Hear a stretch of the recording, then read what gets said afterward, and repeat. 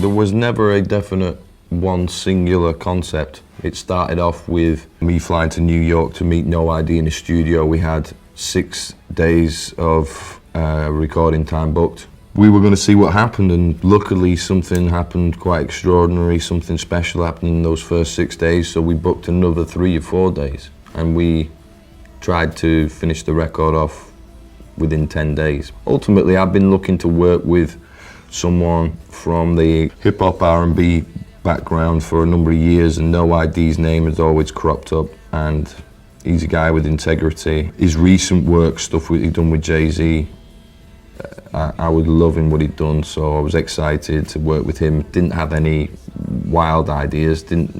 They certainly didn't meet up thinking that we were going to make a whole album. I think they thought we'd perhaps do a 2 or 3 demo some songs, but I went with a slightly different attitude, I think. I think it's good for anyone for the creative process to put yourself in a different position, less comfortable maybe. New York as a city obviously has got tremendous energy, and you can draw off that energy. I would walk in the mornings, pick up the energy from the street, and then take it into the studio.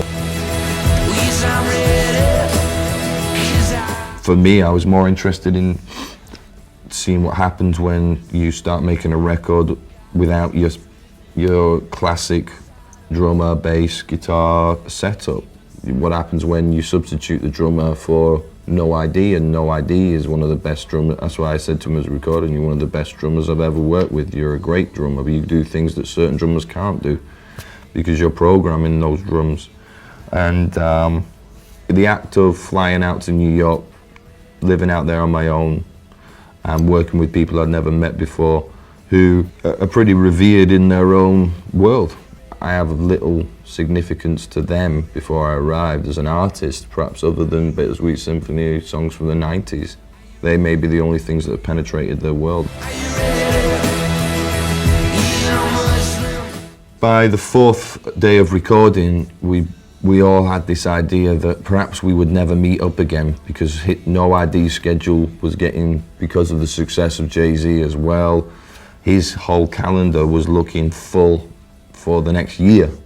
So at one point, Kevin, who was on the session from the States, who's almost No ID's executive producer, he started calling in the musicians in an attempt to almost finish this record in 10 days. Now, we didn't do that, but what we did is we kept it fresh and vital, and all those ingredients are still in there, and then the story continued, and I was put in touch with Benjamin Wright, the master string arranger, and the story continued, and strings were then put on some of the songs, and then it came to mix point. But there was definitely an intent in those first 10 days that perhaps we could make this record, perhaps we could finish it, you know. And perhaps at one point those mixes and those tracks will come out, because it's quite interesting how much we actually did in that short period of time.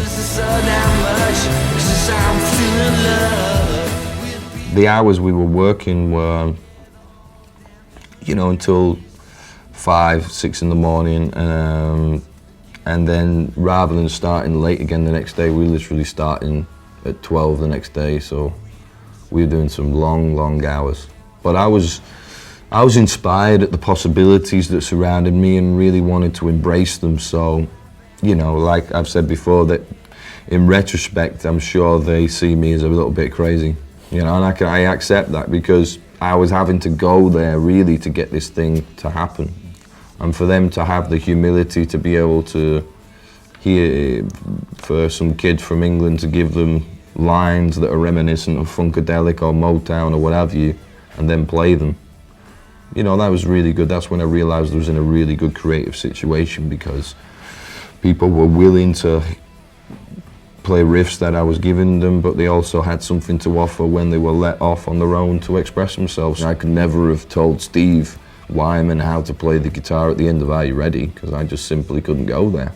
And not many people I've heard can. So I think in the old days, when you booked months in studios, that's when things went wrong, you know. What was great about this session is we just literally are in the studio. We never, you know, perhaps a beer now and again at a bar around the corner, but beyond that, that was it. Solid work, all the time, you know.